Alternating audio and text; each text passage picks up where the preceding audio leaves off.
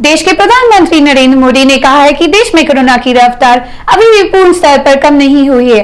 देश में 100 करोड़ खबरों कोरोना के उपयोग हो जाने के संदर्भ में नरेंद्र मोदी राष्ट्र के संबंधित करते हुए बताया है कि इतनी भारी संख्या में टीकाकरण करने के लिए भारत दूसरा देश बन रहा है।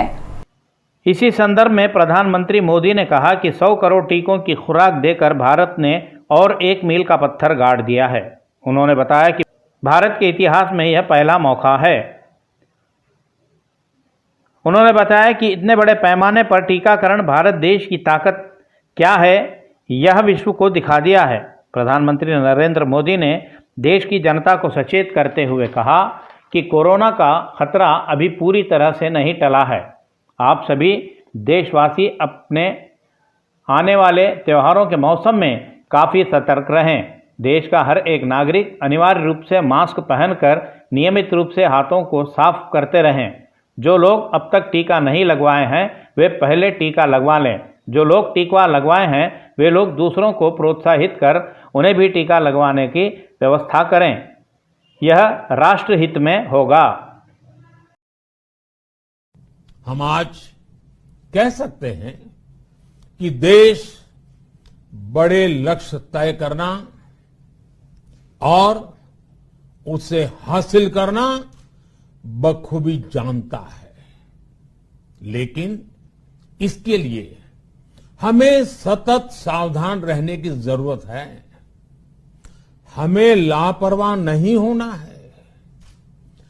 कवच कितना ही उत्तम हो, कवच कितना ही आधुनिक हो, कवच से सुरक्षा की पूरी गारंटी हो, तो भी जब तक युद्ध चल रहा है हथियार नहीं डाले जाते। मेरा आग्रह है कि हमें अपने त्योहारों को पूरी सतर्कता के साथ ही मनाना है।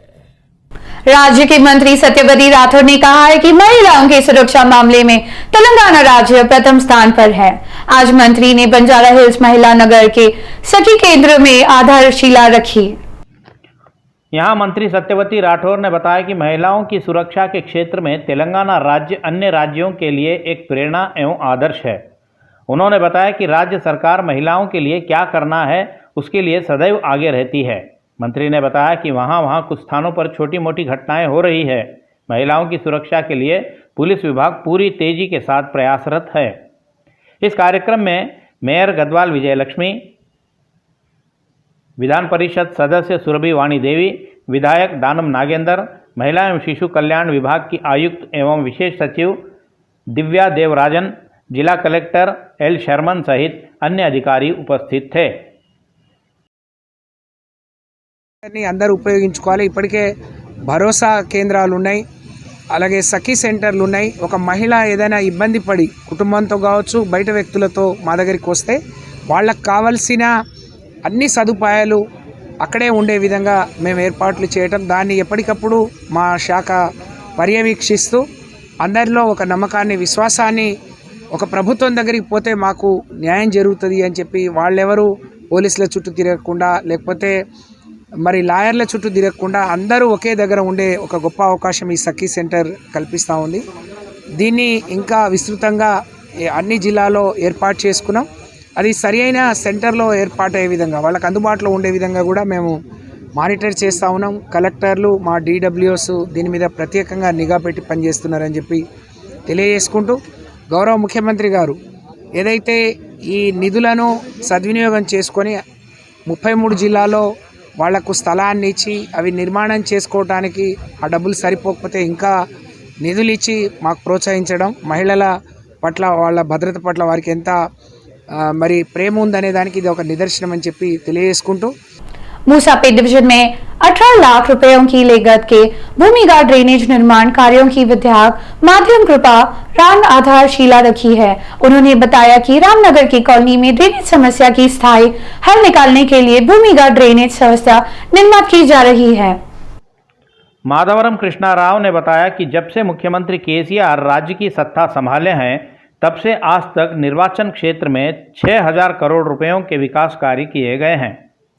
इस अवसर पर पूर्व पार्षद तोमुल श्रवण कुमार, डिवीजन के अध्यक्ष अंबंटी श्रीनिवास आदि उपस्थित थे।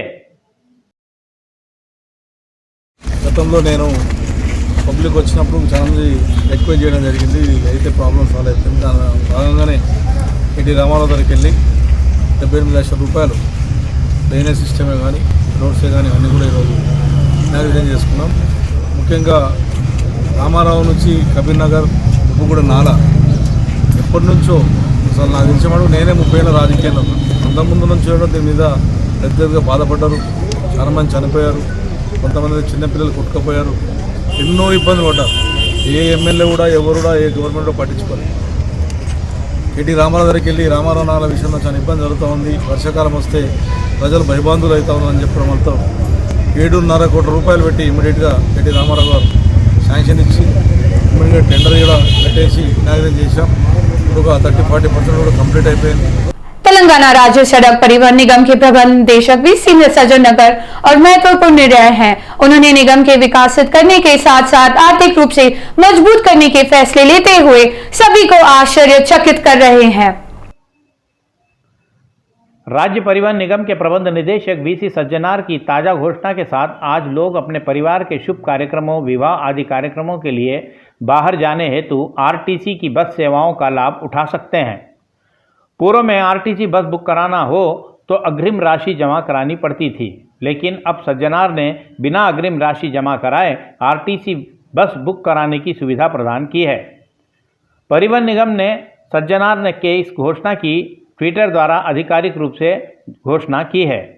इस ताज़ा आदेश के अनुसार बस बुक करने के लिए लोगों को सीधे क्षेत्र से संबंधित डिपो मैनेजर से संपर्क कर बस की बुकिंग कराई जा सकती है। आरटीसी ने इस ताज़ा फैसले की राज्य भर में चर्चा एवं स्वागत किया जा रहा है।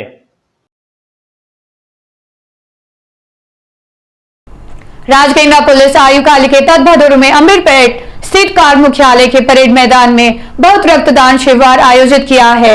इस शिविर के आतिशित पुलिस आयु विषयक समीर उद्घाटन किया है। इस अवसर पर अतिरिक्त पुलिस आयुक्त समीर ने बताया कि सेवाओं पर रहते अपने प्राण गंवाए पुलिस के अमरवीर शहीदों को याद कर उन्हें श्रद्धांजलि अर्पित करते हुए तलसेमिया से पीड़ितों की इस रक्तदान शिविर के माध्यम से सहायता की जा रही है। इसी विषय के बारे में हमारे सिटी विजन प्रतिनिधि सद्दाम की और अधिक जानकारी वाली रिपोर्ट। అమరవీరుల స్మారకార్థం ఈరోజు ఎంసీహెచ్ మన అంబర్పేటలోని సిపిఎల్ గ్రౌండ్లో మెగా రక్తదాన శిబిరం రాచకొండ కమిషనరేట్ పోలీస్ ఆధ్వర్యంలో ఇక్కడ నిర్వహిస్తున్నారు. మనతో పాటు అడిషనల్ డీసీపీ గారు ఉన్నారు, వారిని అడిగి ఈరోజు సిబ్బందికి ప్రత్యేక ధన్యవాదాలు తెలుపుతూ పోలీసుల అమర దినోత్సవం సందర్భంగా ప్రతి ఏడు కూడా వీళ్ళు 21, 22 ఈ వారం అంతా కూడా స్టేట్ మొత్తంలో కూడా ఈ రక్తదానాలు చేస్తూ ఉంటారు. ఈ ప్రత్యేకమైన సమయము కోవిడ్లో మమ్మల్ని ఆదుకున్న వాళ్ళు ఎవరంటే పోలీసులే. ఎంతోమంది ప్రాణదానం చేశారు, ప్లాస్మా ఇచ్చారు, తలసీమ పిల్లలకు జీవన దానం చేశారు. ఎందుకంటే కోవిడ్లో వర్క్ ఫ్రమ్ హోమ్ ఉండి ఎవరు కూడా రక్తం ఇవ్వలేని పరిస్థితులలో సాఫ్ట్వేర్ కంపెనీలు అన్నీ బంద్ అయ్యి, స్కూల్స్ కాలేజీలు బంద్ అయ్యి మేము ఇబ్బంది పడుతున్నప్పుడు ఈ కమిషనర్లు ముగ్గురు కూడా హైదరాబాద్, సైబరాబాద్, రాచకొండ ఇవన్నీ కూడా ప్రత్యేకంగా మా గవర్నర్ గారు కూడా వారిని సత్కరించారు. అదేవిధంగా మిలిటరీ వాళ్ళు కూడా, మిలిటరీ పోలీస్ వాళ్ళే కోవిడ్ సమయంలో రక్తదానాలు చేసి మా రెడ్ క్రాస్ ద్వారా, మా రెడ్ క్రాస్ బ్లడ్ బ్యాంక్ చాలా ఫేమస్, మొత్తం స్టేట్ల 2 స్టేట్లలో కూడా నెంబర్ 1గా ఉన్నది. ఎందుకంటే 20,000 యూనిట్లు కలెక్ట్ చేస్తాము. కోవిడ్లో మాత్రం 17,000 చేశాము. అది కూడా చాలా రికార్డు. ఇంత కష్టమైన పరిస్థితుల్లో చేయడం కేవలం పోలీసుల వల్లనే సాధ్యమైంది. కాబట్టి వాళ్ళకి ప్రత్యేక ధన్యవాదాలు తెలపడానికి, వాళ్ళ సార్ను ప్రత్యేకంగా కలవడానికి వచ్చాము. చాలా బ్రహ్మాండంగా చేస్తున్నారు. మీకు అందరికీ ధన్యవాదాలు తెలుపుతూ ఇలాగే మీకు మాకు మధ్యన కోఆపరేషన్ ఉండాలని, ముందు కూడా అందరం కలిసి విరివిగా రక్తదానాలు చేసి ప్రజల ప్రాణాలు కాపాడాలని కోరుకుంటున్నాను. గుడ్ మార్నింగ్ అండ్ నమస్తే అందరికీ. ఈరోజు మా రాచకొండ పోలీస్ కమిషనరేట్లో మెగా బ్లడ్ డొనేషన్ క్యాంప్ జరుగుతూ ఉంది. ఇది ఎందుకు చేస్తున్నామంటే మన యొక్క నిన్న ఈ యొక్క వారోత్సవాలు ఉన్నాయి. మన పోలీస్ కమెమరేషన్ డే వారోత్సవాల సందర్భంగా ఈరోజు మేము మెగా బ్లడ్ డొనేషన్ క్యాంప్ని ఏర్పాటు చేయడం జరిగింది. ఇది ముఖ్యంగా ప్రజల్లో బాధపడుతున్న తలసేమియా ప్లస్ ఆ బాధతో పడుతున్న వాళ్ళ రక్తాలు దొరకక ఇబ్బంది పడుతున్నారు. అటువంటి వారికి మా రాచకొండ సిపి గారు మరియు అడిషనల్ సిపి సుధీర్ బాబు గారు ఈ యొక్క మెగా క్యాంప్ను ప్లాన్ చేసి రెడ్ క్రాస్ సొసైటీ ద్వారా, అలాగే సిఇఓ గారు మదన్ మోహన్ గారు, తర్వాత సారు పిచ్చిరెడ్డి గారు, డాక్టర్ గారు, వీళ్ళందరూ కలిసి ఇంత పెద్ద క్యాంప్ని మేము ఏర్పాటు చేయడం జరిగింది. మీడియా మిత్రులందరికీ కూడా నమస్కారాలు. Rachakonda police commissionerate CR head quarters parade ground నందు పోలీస్ కమెమరేషన్ డే వారోత్సవాల్లో భాగంగా ఈరోజు నిర్వహించబడుతున్నటువంటి రక్తదాన శిబిరానికి, తర్వాత రెడ్ క్రాస్ సొసైటీ వారి ఆధ్వర్యంలో ఈ యొక్క రక్తదాన శిబిరము నిర్వహించబడుతున్నది. సుమారు మేము 1000 యూనిట్ల రక్తాన్ని దానం చేయాలని మా యొక్క ప్రియతమ commissioner of police శ్రీఎం Mahesh Bhagwat గారు ఐపీఎస్ గారు, అదేవిధంగా అడిషనల్ సిపి గౌరవనీయులు సుధీర్ బాబు ఐపీఎస్ గారు వారి యొక్క ఇన్స్ట్రక్షన్స్ మేరకు ఇక్కడ ఈ యొక్క రక్తదాన శిబిరం నిర్వహించడం జరుగుతున్నది. సో ఈ యొక్క రక్తదాన శిబిరం ఆర్గనైజ్ చేస్తున్నటువంటి additional deputy commissioner of police CR head quarters Shameer గారు, అదేవిధంగా హెడ్ క్వార్టర్స్ ఏసీపీ నాగేందర్ గారు ఆధ్వర్యంలో వారి ఇన్స్పెక్టర్స్ వాళ్ళ స్టాఫ్ మొత్తం కూడా ఈ యొక్క అరేంజ్మెంట్స్ చేయడం జరిగింది. कोरोना महामारी के महफूज नगर बंद किए गए अब विश्वविद्यालय आज से खोल दिए गए हैं। उच्च न्यायालय द्वारा गुरुकुल विद्यालयों के संचालन ने अनुभूति दिए जाने के संदर्भ शिक्षा विभाग से सचिव संदीप कुमार सुंथालिया ने सभी गुरुकुलों की समीक्षा बैठक आयोजित की। संदीप कुमार सुल्तानिया ने बताया कि आज से राज्य के सभी गुरुकुलों, कस्तूरबा मॉडल स्कूलों, आवासीय विद्यालयों तथा महाविद्यालयों को आरंभ करने का निर्णय लिया गया है। इसी संदर्भ में सचिव ने कुछ दिशा निर्देश भी जारी किए।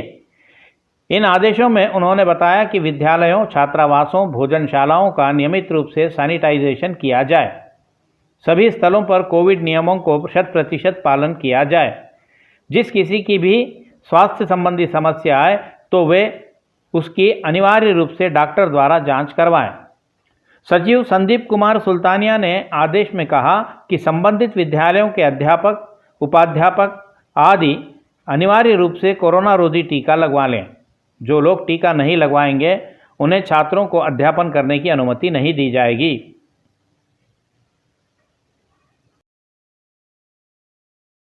हुजूराबाद उपचुनाव के बड़े समय करीब आ जाने के भारतीय जनता पार्टी नेता प्रचार समान मामले में रफ्तार बढ़ा दिए हैं। इटेला के समर्थन में मुंडा मार्केट डिवीजन के शासक कौन दीपिका ने वंगलपल्ली के घर जाकर प्रचार किया। मुंडा मार्केट क्षेत्र की पार्षद कोंतम दीपिका के हुजूराबाद क्षेत्र में भाजपा के प्रत्याशी इटेला राजेंद्र के समर्थन में वंगपल्ली जाकर चुनाव प्रचार किया। उन्होंने मतदाताओं के घर घर जाकर इटेला राजेंद्र को भारी बहुमत से जीत दिलाने का आग्रह किया। उन्होंने मतदाताओं से कहा कि टीआरएस के नेता लाख प्रलोभन दें, आप लोग झुके बिना अपने आत्मसम्मान के लिए इटेला राजेंद्र को विजयी बनाएं। उन्होंने बात करते हुए बताया कि इटेला राजेंद्र सदैव राज्य एवं जनता के प्रति ईमानदार रहे हैं, इसीलिए उन्हें केसीआर ने साजिश के तहत हटाया है।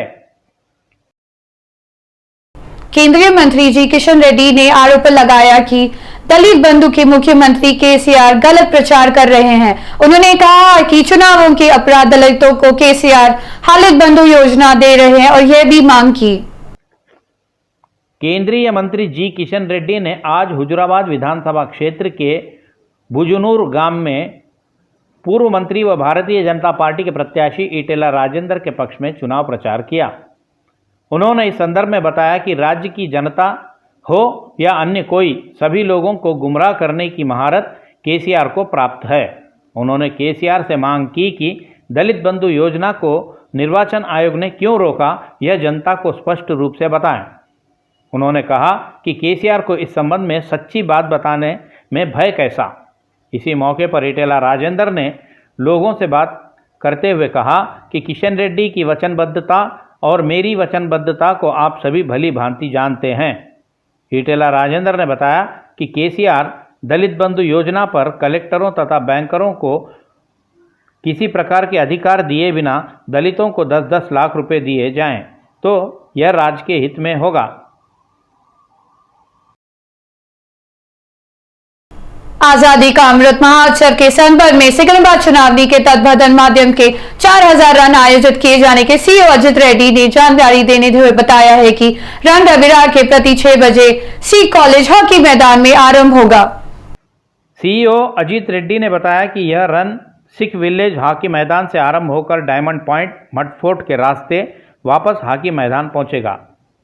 अजीत रेड्डी ने बताया कि इस 4K रन के विजेताओं को प्रथम पुरस्कार के रूप में 5,000 रुपये, द्वितीय पुरस्कार के रूप में 3,000 तथा तृतीय पुरस्कार के रूप में 2,000 रुपये प्रदान किए जाएंगे। उन्होंने बताया कि आज़ादी का अमृत महोत्सव एक महोन्नत कार्यक्रम है। देश भर में इस संदर्भ में अनेकों प्रकार के कार्यक्रम आयोजित किए जा रहे हैं। उन्होंने इस रन में देशभक्ति की भावना रखने वालों से बेझिझक रन में शामिल होकर सफल बनाने का आग्रह किया। Thank you for all coming at a short notice. It's a very small and brief press statement. As part of Azadi Ka Amrit Mahotsav, 75th year of Independence Day. So the Sikandrabad Cantonment Board is conducting a mini marathon on 24th October. And it will at 6:30 in the morning. So it is open for all. It's a mini marathon, a 4 kilometer stretch. It's a 4K stretch, starting from hockey ground nunchi towards Diamond Point, and then akkada nunchi NCC Mudford Roads, and then NCC Tivoli, and again back to hockey ground. So it's a 4 kilometer stretch. It is open to all the public, and it is an effort. It is from our side to impart that patriotic feeling among the people. It is a great occasion, Azadi Ka Amrit Mahotsav, and Government of India chala programs cheyadam jarigindi. So there is a cash prize also for the winners. Andhra Pradesh के मुख्यमंत्री जगन के आश्चर्य शासन के खिलाफ Telugu Desam party के राष्ट्रीय अध्यक्ष चंद्रबाबू नायडू द्वारा किए गए अंथन अपना समर्थन देते हुए सिकंदराबाद संदाय क्षेत्र के अध्यक्ष पीनी मनी साई बाबा अपनी के मौन दिवस पर आरंभ किए। तेलुगु देशम पार्टी के मुख्यालय पर वाईसीपी नेताओं द्वारा किए गए हमलों की कड़े शब्दों में निंदा करते हुए साई बाबा ने कहा कि वाईसीपी के अराचक शासन का अंत करने के लिए सभी को एकजुट होकर आने की आवश्यकता है। उन्होंने वाईसीपी के हमलावरों को मांग की कि तेदेपा कार्यालयों तथा नेताओं पर हमले किए वाईसीपी के लोग नारा चंद्रबाबू नायडू से क्षमा याचना करें।